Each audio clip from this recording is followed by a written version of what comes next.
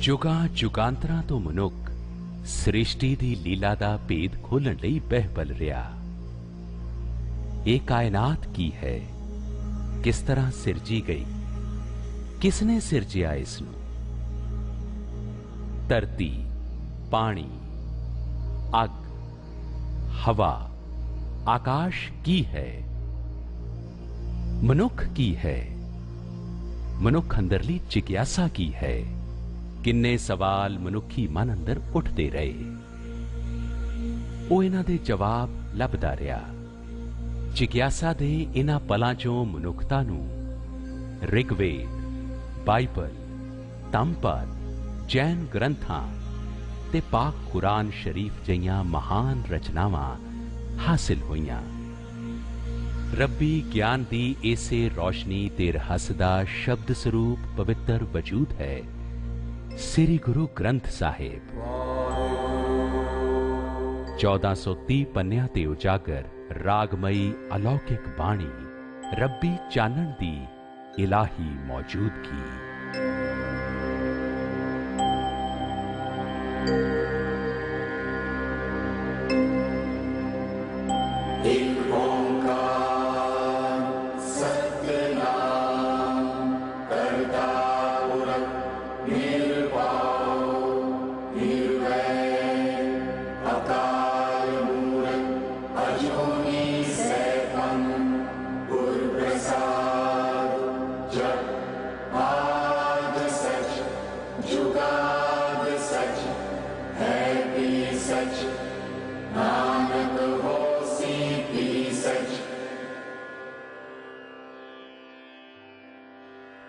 श्री गुरु ग्रंथ साहिब दे संकलन, आलेखन ते संपादन दा इतिहास बहुत अहम ते न्यारा है। इस पवित्र ग्रंथ विच 12वीं सदी तो लैके 17वीं सदी तक दे भारत दे वख-वख खेतरां विच रची गई रब्बी बाणी सांझे रूप विच सुभाईमान है। ये ब्रह्मंड दे आद जुगादी सच दा प्रकाश भी है ते सदियां दी रूहानी रोशनी ते मनुखी सभ्याचार दा दर्पण भी। श्री गुरु ग्रंथ साहिब दा संपादन पंजवें गुरु श्री गुरु अर्जन देव जी ने सन 1604 ईस्वी विच कीता।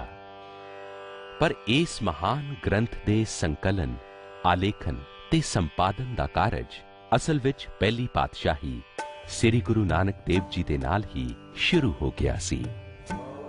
गुरु नानक देव जी दा जन्म 1469 ईस्वी नूं माता तृप्ता दी कुखों पिता मेहता कालू दे घर राय भोए दी तलवंडी विखे होया, जिसनूं नानक जन्म भूमि होण सदका ननकाना साहिब किया जाता है, जो हुण पाकिस्तान विच स्थित है। गुरु नानक देव जी दे अवतार धारण नाल रूहानी मंडलां दे चानण विच जगमग होया। सारा तो ही नानक रूहानी चानण नाल भरे हुए सन। पढ़न गए तां पांधे नूं पढ़ाए, उहदे मन दी फट्टी ते ओंकार दे अखर लिखाए। फेर नानक अपनी भैन नानकी कोल सुल्तानपुर लोधी आ गए। एक दिन नगर दे कोलों दी लंघदी वई नदी विचों इशनान करके बाहर आए तां उन्हां ने ये पावन वाक उचारिया, ना को हिंदू ना को मुसलमान। ते इथों ही आरंभ हुई उन्हां दी पहली उदासी, यानी लुकाई दे भले लई कीती गई पहली यात्रा।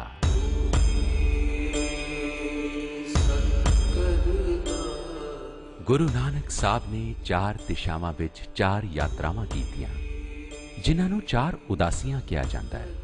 इन्हां उदासियां दौरान बाबा नानक ने हरिद्वार, अयोध्या, प्रयाग, वाराणसी, गया, हाजीपुर, पटना, टाका, जगन्नाथपुरी, श्रीलंका, पुष्कर, मथुरा, वृंदावन, कुरुक्षेत्र, अचल वटाला, गोरखमता यानी नानकमता, सुमेर पर्वत ते पश्चिम विच मुल्तान, बगदाद ते मक्का मदीना तक सफर किया। कहंदे ने भारत दे लई हिंदुस्तान शब्द का इस्तेमाल पहली बार श्री गुरु नानक देव जी ने ही अपनी बाणी विच कीता। खुरासान खसमाना किया, हिंदुस्तान डराया। गुरु नानक देव जी ਦਾ ਸੰਪੂਰਨ ਹਿੰਦੁਸਤਾਨ ਦਾ ਇਹ ਸੰਕਲਪ ਉਹਨਾਂ ਦੁਆਰਾ ਇਕੱਤਰ ਕੀਤੀ ਗਈ ਭਗਤ ਬਾਣੀ ਤੇ ਉਹਨਾਂ ਦੀਆਂ ਮਹਾਨ ਯਾਤਰਾਵਾਂ ਦੇ ਨਾਲ ਸੰਪੂਰਨ ਹੁੰਦਾ ਹੈ।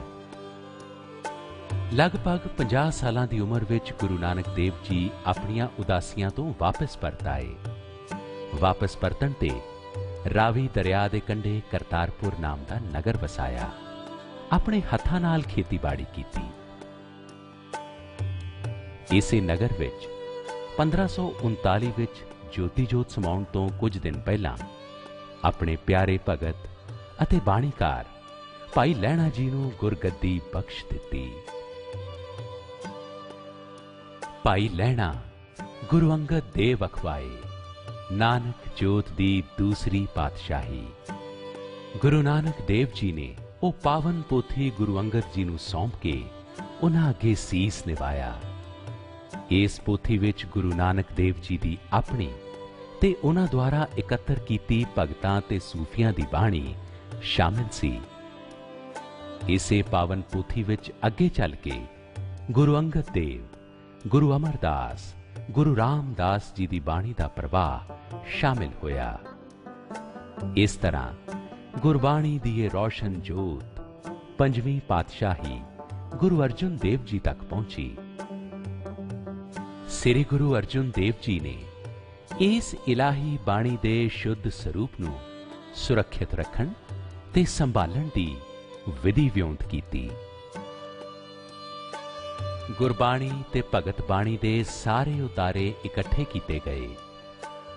ਸ੍ਰੀ ਅੰਮ੍ਰਿਤਸਰ ਸਾਹਿਬ ਦੇ ਬਾਰ-ਬਾਰ ਸੰਘਣੇ ਤੇ ਰਮਣੀਕ ਜੰਗਲ ਵਿੱਚ ਸ਼ਾਮਿਆਨਾ ਤੇ ਤੰਬੂ ਲਾ ਕੇ ਇੱਕ ਸ਼ਾਂਤ ਤੇ ਸੁਹਾਵਨੇ ਸਥਾਨ ਤੇ ਗੁਰੂ ਅਰਜਨ ਦੇਵ ਜੀ ਨੇ ਭਾਈ ਗੁਰਦਾਸ ਜੀ ਨੂੰ ਨਾਲ ਲੈ ਕੇ 1601 ਈਸਵੀ ਵਿੱਚ ਬਾਣੀ ਦੇ ਸੰਕਲਨ, ਸੰਪਾਦਨ ਤੇ ਲੇਖਨ ਦਾ ਸ਼ੁਭ ਕਾਰਜ ਆਰੰਭ ਕੀਤਾ।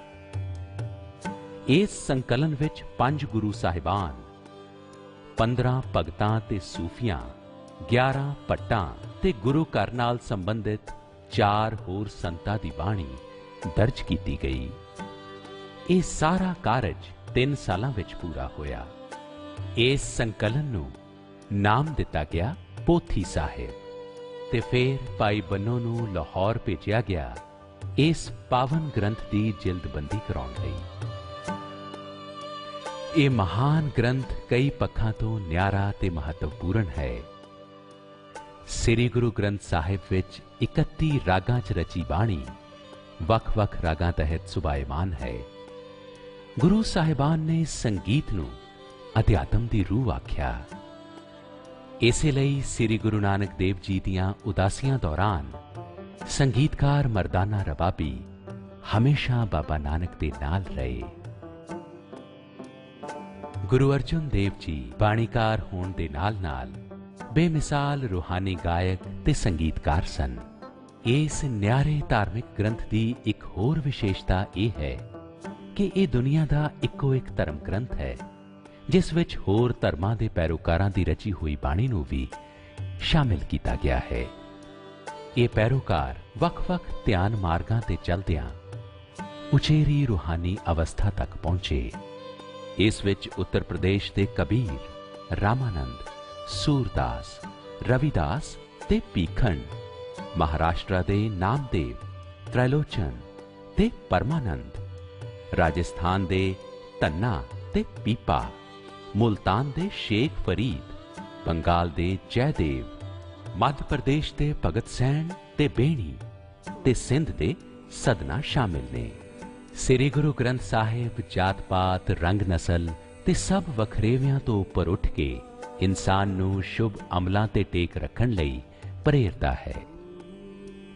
ਇਸ ਮਹਾਨ ਬਾਣੀ ਦਾ ਸੰਪਾਦਨ ਕਾਰਜ ਪੂਰਾ ਹੋਣ ਤੋਂ ਬਾਅਦ ਅਗਸਤ 1604 ਨੂੰ ਆਇਆ ਉਹ ਵਡਭਾਗਾ ਦਿਨ ਜਦੋਂ ਇਸ ਨਿਆਰੇ ਮਹਾਨ ਪਾਵਨ ਗ੍ਰੰਥ ਦੀ ਸਥਾਪਨਾ ਸ੍ਰੀ ਦਰਬਾਰ ਸਾਹਿਬ ਅੰਮ੍ਰਿਤਸਰ ਵਿੱਚ ਕੀਤੀ ਗਈ।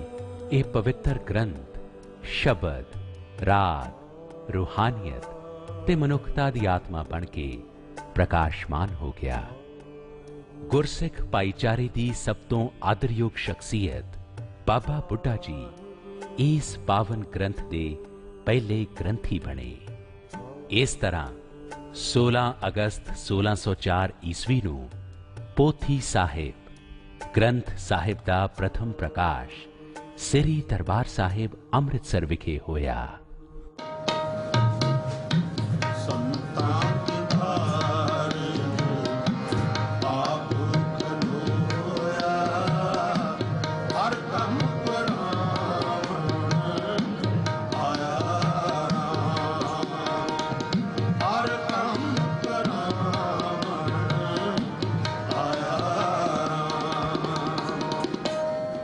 ਸਭੈ ਥਾਪ ਨਹੀਂ ਤੁਧ ਜਿਆ।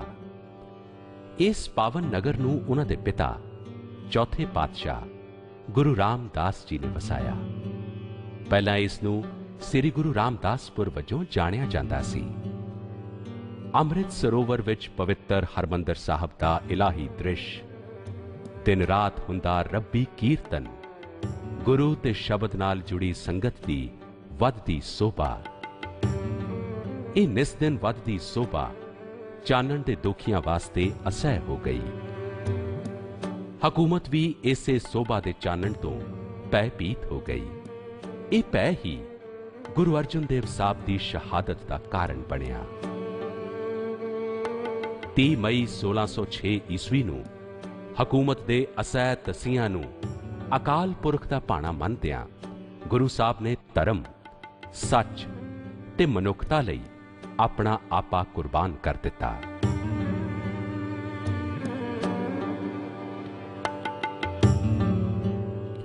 ਇਹ ਸ਼ਹਾਦਤ ਨਿਡਰਤਾ ਤੇ ਨਿਰਵੈਰਤਾ ਲਈ ਚਾਨਣ ਮੁਨਾਰਾ ਸਾਬਿਤ ਹੋਈ।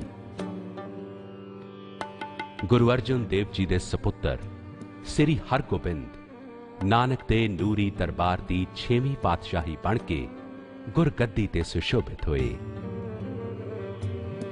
ਸ੍ਰੀ ਹਰਿਮੰਦਰ ਸਾਹਿਬ ਦੇ ਸਾਹਮਣੇ ਗੁਰੂ ਹਰਗੋਬਿੰਦ ਜੀ ਨੇ 1606 ਈਸਵੀ ਵਿੱਚ ਅਕਾਲ ਤਖਤ ਦਾ ਨਿਰਮਾਣ ਕੀਤਾ। ਗੁਰੂ ਹਰਗੋਬਿੰਦ ਜੀ ਚਾਹੁੰਦੇ ਸਨ ਕਿ ਗੁਰੂ ਕਾ ਸਿੱਖ ਸੰਤ ਵੀ ਹੋਵੇ ਤੇ ਸਿਪਾਹੀ ਵੀ। 1634 ਈਸਵੀ ਵਿੱਚ ਕਰਤਾਰਪੁਰ ਦੀ ਧਰਤੀ ਨੂੰ 6ਵੀਂ ਪਾਤਸ਼ਾਹੀ ਸ੍ਰੀ ਗੁਰੂ ਹਰਗੋਬਿੰਦ ਸਾਹਿਬ ਦੀ ਚਰਨ ਛੂਹ ਪ੍ਰਾਪਤ ਹੋਈ। ਗੁਰੂ ਹਰਗੋਬਿੰਦ ਜੀ ਤੋਂ ਬਾਅਦ 7ਵੀਂ ਪਾਤਸ਼ਾਹੀ ਸ੍ਰੀ ਗੁਰੂ ਹਰਰਾਏ ਜੀ ਤੇ 8ਵੀਂ ਪਾਤਸ਼ਾਹੀ ਸ੍ਰੀ ਗੁਰੂ ਹਰਕ੍ਰਿਸ਼ਨ ਜੀ ਕਾਫੀ ਸਮਾਂ ਕੀਰਤਪੁਰ ਹੀ ਰਹੇ। ਇਨ੍ਹਾਂ ਸਾਲਾਂ ਵਿੱਚ ਜ਼ਾਲਿਮ ਹਾਕਿਮ ਕਹਿਰ ਵਰਤਾ ਰਹੇ ਸਨ। 500 ਕਸ਼ਮੀਰੀ ਪੰਡਤਾਂ ਨੇ 9ਵੀਂ ਪਾਤਸ਼ਾਹੀ ਗੁਰੂ ਤੇਗ ਬਹਾਦਰ ਜੀ ਸਾਹਮਣੇ ਅਨੰਦਪੁਰ ਸਾਹਿਬ ਆ ਕੇ ਫਰਿਆਦ ਕੀਤੀ। ਇਨ੍ਹਾਂ ਕਹਿਰ ਦੀਆਂ ਘੜੀਆਂ ਵਿੱਚ ਗੁਰੂ ਤੇਗ ਬਹਾਦਰ ਹਿੰਦ ਦੀ ਚਾਦਰ ਬਣੇ। ਪੈ ਕਾਹੂ ਕੋ ਦੇਤ ਨਹਿ ਨਾ ਪੈ ਮਾਨਤ ਆਨ।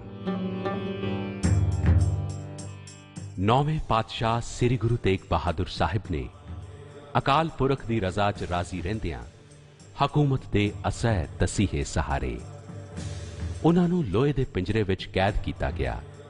ਉਹਨਾਂ ਦੇ ਸਾਹਮਣੇ ਭਾਈ ਮਤੀ ਦਾਸ ਨੂੰ ਆਰੇ ਨਾਲ ਚੀਰਿਆ ਗਿਆ। ਭਾਈ ਦਿਆਲਾ ਜੀ ਨੂੰ ਦੇਗ ਵਿੱਚ ਉਬਾਲਿਆ ਗਿਆ ਤੇ ਭਾਈ ਸਤੀ ਦਾਸ ਜੀ ਨੂੰ ਜਿਉਂਦਿਆਂ ਜਲਾਇਆ ਗਿਆ। 11 ਨਵੰਬਰ 1675 ਨੂੰ ਦਿੱਲੀ ਦੇ ਚਾਂਦਨੀ ਚੌਂਕ ਵਿਖੇ ਗੁਰੂ ਤੇਗ ਬਹਾਦਰ ਸਾਹਿਬ ਨੂੰ ਸ਼ਹੀਦ ਕਰ ਦਿੱਤਾ ਗਿਆ। ਸਾਧਨ ਹੇਤ ਇਤੀ ਜਿਨ ਕਰੀ ਸੀਸ ਦਿਆ ਪਰ ਸੀ ਨਾ ਉਚਰੀ। ਗੁਰੂ ਤੇਗ ਬਹਾਦਰ ਸਾਹਿਬ ਤੇ ਗੁਰੂ ਅਰਜਨ ਦੇਵ ਜੀ ਨੇ ਨਿਰਭੈਤਾ ਦੀ ਮਿਸਾਲ ਕਾਇਮ ਕਰਦਿਆਂ, ਸੱਚ ਦਾ ਦੀਵਾ ਬਾਲਦਿਆਂ ਤੇ ਅਕਾਲ ਪੁਰਖ ਦੇ ਹੁਕਮ ਨੂੰ ਮੰਨਦਿਆਂ ਇਹ ਸ਼ਹਾਦਤਾਂ ਫੇਰ ਆਈ। 1699 ਈਸਵੀ ਦੀ ਵਿਸਾਖੀ ਜਦ ਗੁਰੂ ਗੋਬਿੰਦ ਸਿੰਘ ਸਾਹਿਬ ਨੇ ਜਾਤ-ਪਾਤ ਦਾ ਭੇਦਭਾਵ ਖਤਮ ਕਰਨ ਲਈ 5 ਸਿੱਖਾਂ ਨੂੰ ਇੱਕੋ ਬਾਟੇ ਵਿੱਚੋਂ ਅੰਮ੍ਰਿਤ ਛਕਾ ਕੇ ਸਿੰਘ ਸਜਾਇਆ। ਫੇਰ ਗੁਰੂ ਸਾਹਿਬ ਨੇ ਆਪ ਉਹਨਾਂ 5 ਕੋਲੋਂ ਅੰਮ੍ਰਿਤ ਛਕਿਆ। ਇਹ 5 ਸਿੰਘ 5 ਪਿਆਰੇ ਅਖਵਾਏ ਤੇ ਇਸ ਤਰ੍ਹਾਂ ਸਿੱਖ ਪੰਥ ਵਿੱਚ ਖਾਲਸੇ ਦੀ ਸਾਜਨਾ ਹੋਈ। ਖਾਲਸਾ ਮੇਰੋ ਰੂਪ ਦਿਖਾ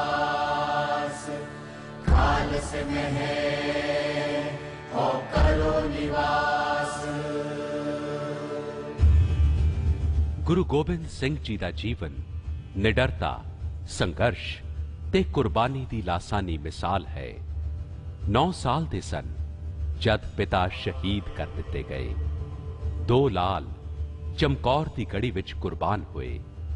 2 ਪੁੱਤਰਾਂ ਨੂੰ ਨੀਹਾਂ 'ਚ ਚਿਣਾ ਦਿੱਤਾ ਗਿਆ।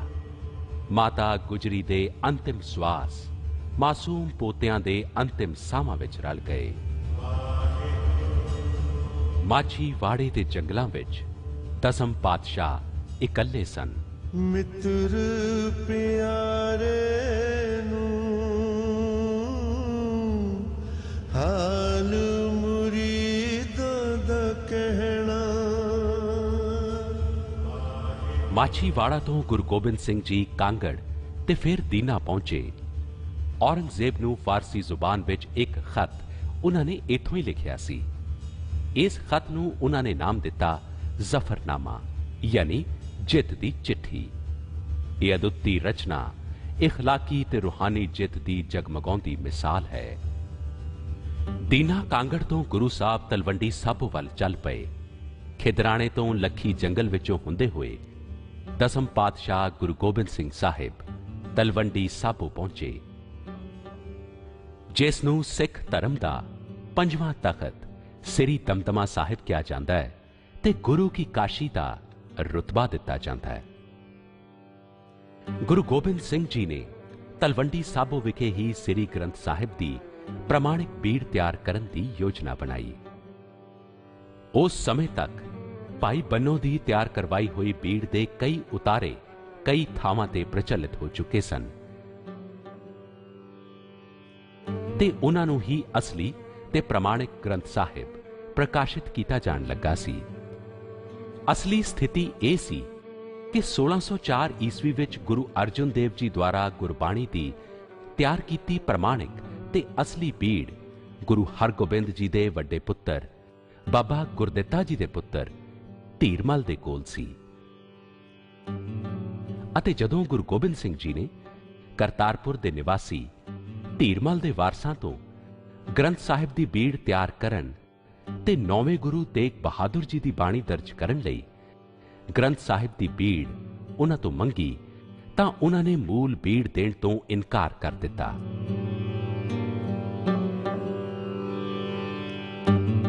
ਸਿੱਖ ਧਰਮ ਦੀ ਇਹ ਪੂਰਨ ਮਾਨਤਾ ਹੈ ਕਿ ਗੁਰੂ ਗੋਬਿੰਦ ਸਿੰਘ ਜੀ ਨੇ ਆਪਣੀ ਅਧਿਆਤਮਿਕ ਸ਼ਕਤੀ ਤੇ ਸਮਰਨ ਸ਼ਕਤੀ ਦੇ ਆਧਾਰ ਤੇ ਭਾਈ ਮਨੀ ਸਿੰਘ ਜੀ ਨੂੰ ਸੰਪੂਰਨ ਗ੍ਰੰਥ ਤਲਵੰਡੀ ਸਾਬੋ ਵਿਖੇ ਲਿਖਵਾਇਆ।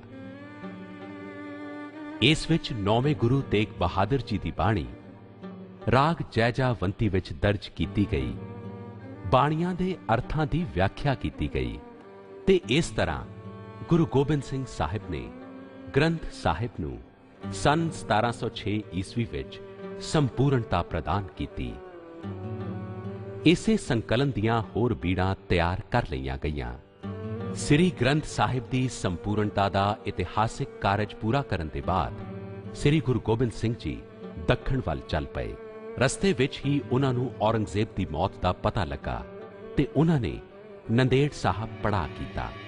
ਸੰਨ 1708 ਵਿੱਚ ਪਰਮ ਜੋਤੀ ਵਿੱਚ ਲੀਨ ਹੋਣ ਤੋਂ ਪਹਿਲਾਂ ਗੁਰੂ ਗੋਬਿੰਦ ਸਿੰਘ ਜੀ ਨੇ ਨਾਂਦੇੜ ਵਿੱਚ ਹਾਜ਼ਰ ਸਿੱਖਾਂ ਦੇ ਸਾਹਮਣੇ ਸਿੱਖਾਂ ਨੂੰ ਅੰਤਿਮ ਆਦੇਸ਼ ਦਿੱਤਾ ਕਿ ਸਾਡੇ ਬਾਅਦ ਕੇਵਲ ਗ੍ਰੰਥ ਨੂੰ ਹੀ ਗੁਰੂ ਮੰਨਣਾ ਤੇ ਅੱਜ ਤੋਂ ਇਹਨਾਂ ਨੂੰ ਹੀ ਗੁਰੂ ਗ੍ਰੰਥ ਸਾਹਿਬ ਦੇ ਰੂਪ ਵਿੱਚ ਜਾਣਨਾ। ਗੁਰੂ ਗੋਬਿੰਦ ਸਿੰਘ ਜੀ ਦੇ ਮੁਖ ਤੋਂ ਨਿਕਲੇ ਗੁਰੂ ਵਾਕ ਉਹਨਾਂ ਦੇ ਸਿੱਖਾਂ ਲਈ ਹਮੇਸ਼ਾ ਰਹਿਣ ਵਾਲਾ ਸੰਦੇਸ਼ ਬਣ ਗਏ। ਇਹੀ ਦਿਨ ਸਿੱਖ ਇਤਿਹਾਸ ਦਾ ਸੁਨਹਿਰੀ ਪੰਨਾ ਬਣਿਆ ਤੇ ਇਹੀ ਦਿਨ ਸ੍ਰੀ ਗੁਰੂ ਗ੍ਰੰਥ ਸਾਹਿਬ ਦਾ ਗੁਰਗੱਦੀ ਦਿਵਸ ਹੋਇਆ। ਉਦੋਂ ਤੋਂ ਦਸਮ ਪਾਤਸ਼ਾਹ ਸ੍ਰੀ ਗੁਰੂ ਗੋਬਿੰਦ ਸਿੰਘ ਜੀ ਦੇ ਆਦੇਸ਼ ਅਨੁਸਾਰ ਸਿੱਖ ਸੰਗਤ ਦੇ ਗੁਰੂ ਸ੍ਰੀ ਗੁਰੂ ਗ੍ਰੰਥ ਸਾਹਿਬ ਹੀ ਨੇ।